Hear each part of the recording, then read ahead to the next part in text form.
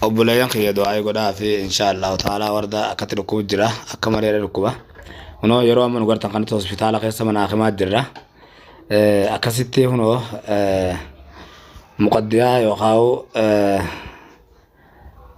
gulukoos irra dhaabanii hunoo itti deemaa jira akkuma gartan kana obboleeyyan kiyya du'aa matee san nu godhaa gaasilaa isin dararre numa beeyna akka isin dararre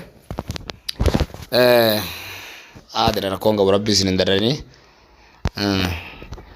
wallahi ga akkuma beekamu wardaa gartee erga jarri sun qabe booda wardaan takkaa fayyaan arganne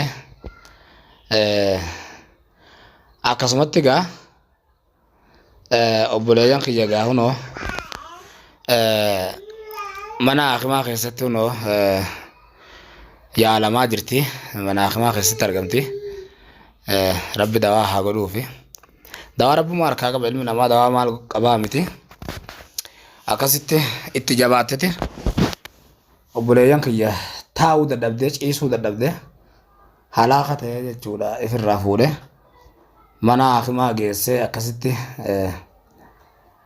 dawaa godhataa jirti dawaa kanas gaa rabbi dawaa godhuufi gaafa silaa isiin achirraa baatu sanis dawaa numan godheefi mana hakimaa numan geessee ciibsettiin sirerra akkasitti wal'aannattee baate ammoo maal goona gaa hunoo tarabbi jebaleen taatu uleen ulee mujrimaati rabbuma qabna akka isaanii gartee hin laallu jennee sila nuti fuunee mootummatti kannine garuu osoo mootummatti kannuu maanne nuu daranii arra silaa yeroo isiin akkatti na dararte kanatti fuudhetiin isaan ilkeedhan nyaadha tabirarran bu'a jechuudha obboleeyyan kiyya aarri tabirarra nama buusa baguma ifirraa beekee mootummatti kanne mootummaan gartee akka fedhe godha akka ifii barbaade haa godhu bakki isiin itti argamtu kun gaa mana hakimaa keessatti argamti kunoo sirriitti ciiftee akkasitti wal'aansa argataa jirti yaa Allah yaa rabbi geenurraa guuti yaa rabbi geenurraa guuti gaasiif beeka yaa rabbi kiyya Allah obboleeyyan kiyyoonoo kattinan illee biratti argama bira taa'eetiin noo haga isiin gartee dawaa godhattee dawaa fixxu bira taa'e kaameraa irraa isinii maru jira kaameraa kanallee gaa jaaladheetii miti wanni irraa mareefi wardaan dhiyeenya kana gaa ol ba'an jirtu dhiyeenya kana baddee jirti isinillee dhiiroo wardaa maaltu mudatee yoo waan ooltanii sanumaaf hin gartee waan isin irra jirtu akka beeytaniif kaameraa kanallee dirqamee irraa mare malee fedhii viidiyoo isiidhaa irraa maree gadhiisullee waan qabu obboleeyyan kiyya yeroo nuti bannes ni aaddoytanii yeroo nuti dhufnes maaliin akka dhufne nu gaafattanii tanumaaf hin kaameraa kana viidiyoo tana waan isin irra jirtu wardaa irraa isinii mare du'aa godhaadhaaf sanii fi gama biraatiin ammoo du'aa akka gootaniif callisurra dubbatu wayyaa abbaan iyyatu firri dirmata jedhanii tanaaf obboleeyyan kiyya gaa firri keenya isinuma oromoo teenya mee du'aa nu godha obboleeyyan kiyya wardaa haalan miidhamtee haalan gartee qabaa sanirraa haalan qabaa sanirratti miidhamtee haalan dararamaa jirti haalan gartee miidhaa sanirraa dhukkubsattee cinqamaa jirti obboleeyyan kiyya gee rabbi nurraa haa guutu inshaallahu taala waan qofaa miti gaa biyya guutuu dararamaa jira arra guyyaa arraa yoo dhukkubsatte biyya tana keessatti nama si gaafatu nu agartu nama rabbi si aafiu siin jee dhufee nama wayyaadhaa siin jee hungartu nama yoo ati qabamte si bira dhaabbatu hungartu maaliif jennaan rakkoon gamaa gamana baay'attee jirti rakkoon gamaa gamana hammaataa jirti waanuma nu bira jiruutu alallee jira waanuma gartee ala jiruutu nu birallee jira takkasiiti gaa obboleeyyan kiyya inshaallahu ta'ala rabbiin fayyaa wardaadhaa bakkatti haa deebisu jaa isinillee du'aa nu godha obboleeyyan wallahu sa'a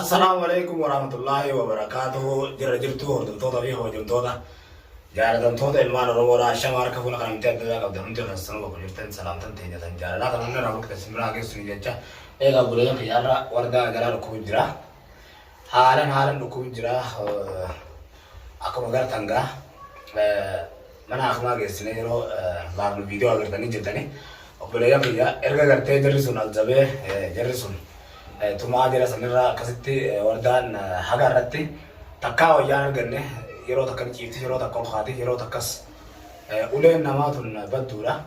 Uleen namaa tun qaama nama seenti. Uleen badduudha. Uleen dhukkuba namatti taati.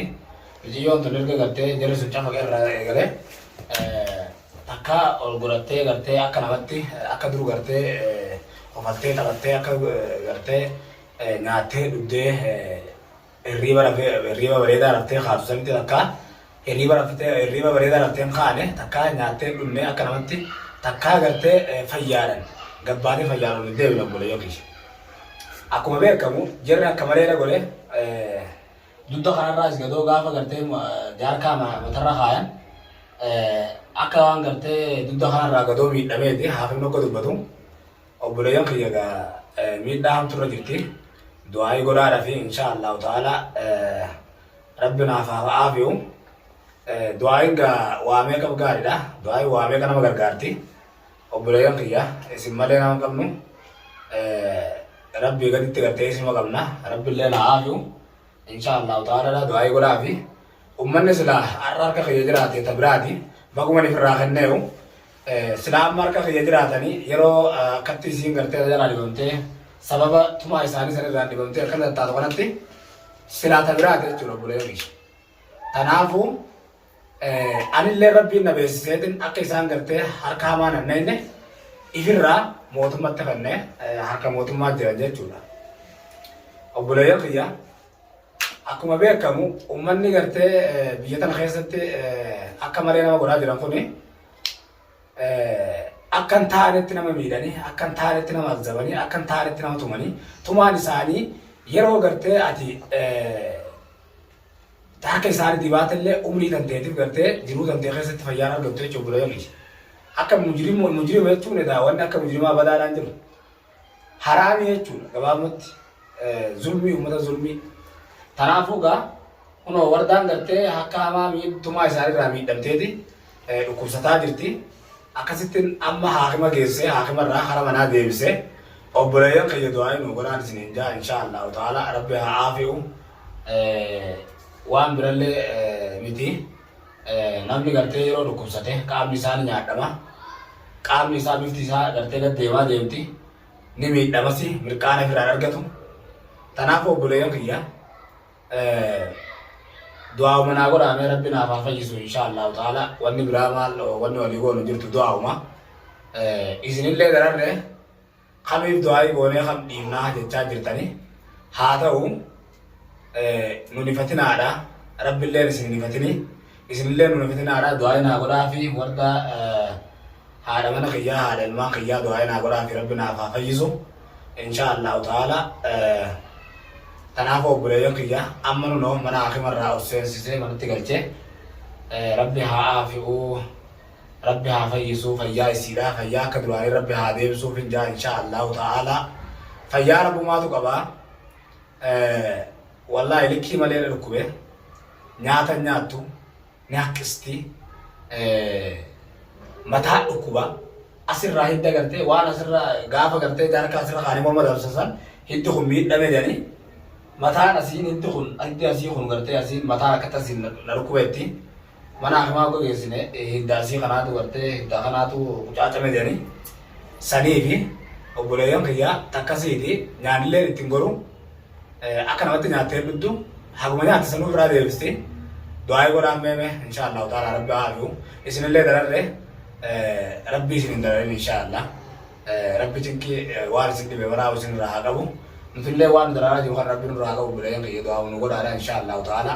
Isinittillee dheeressu jidduu tana gaawardaan gartee viidiyoo maraan jirtu.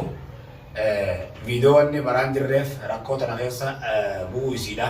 Waan isin keessa jirtu isinitti himumaaf akka isin yaaddonneefi akka isin hin cinqabneef wardaan maalirra jirti akka isin jettanii dararamumaaf viidiyoo tana isin waraabe malee viidiyoo tanallee waraabuu waan itti toleetii miti.